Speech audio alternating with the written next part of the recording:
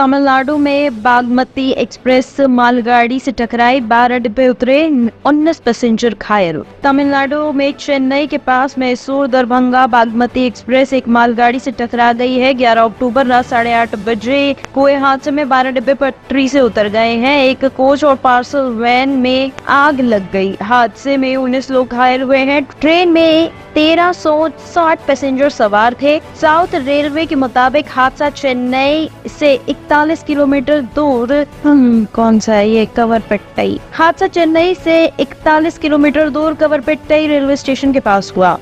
I have come here to investigate.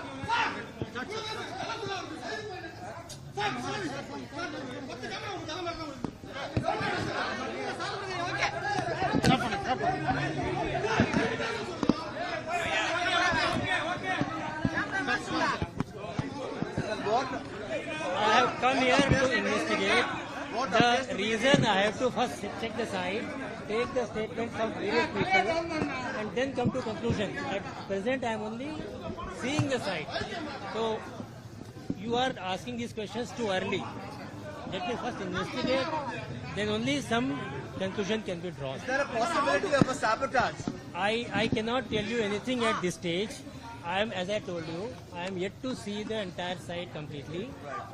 After I see the site, then I have to see what are all the evidences available. Then only I can come to a conclusion. Okay. So for this, let me. It will be published in the newspaper. Then the inquiry will start next week. I have told you again and again. Let me first examine the site. Then only I can conclude. Not at this stage. Train accident. There are many train accidents happening now. We had seen some times back in the early 60s when an accident had occurred in Ariyalur. The railway minister resigned. That was how they saw the train accident as something not in response to the proper administration of the railway ministry. But today, rail accidents are very common. It has become very common, and nobody cares to take proper steps to maintain the railway lines and also stopping the train at various points. In one incident, the report said that the people who are working in the Southern Railway or in Chennai had no knowledge of Tamil, so the communication has become poor. He said because he was from a North Indian, he could not understand what instructions were given in Tamil. The train accident had occurred. Now we must find out why this had happened. But it has become a normal affair in the Southern Railway, in the railways, Indian railways, that train accidents are happening at least once in a week. That is the poor administration of the railway ministry. Congress अध्यक्ष बोले, भाजपा आतंकवादियों की party, PM को कांग्रेस को urban नक्सल कहने का हक नहीं। कांग्रेस अध्यक्ष मल्लिकार्जुन खड़गे ने भाजपा को आतंकवादियों की पार्टी कहा है। खड़गे ने कहा है कि पीएम मोदी की आदत है कि वो हमेशा कांग्रेस को अर्बन नक्सल पार्टी बताते हैं, लेकिन उनकी पार्टी क्या है? भाजपा आतंकवादियों की पार्टी है जो लिंचिंग में शामिल रहती है। मोदी को ऐसे आरोप लगाने का हक नहीं है।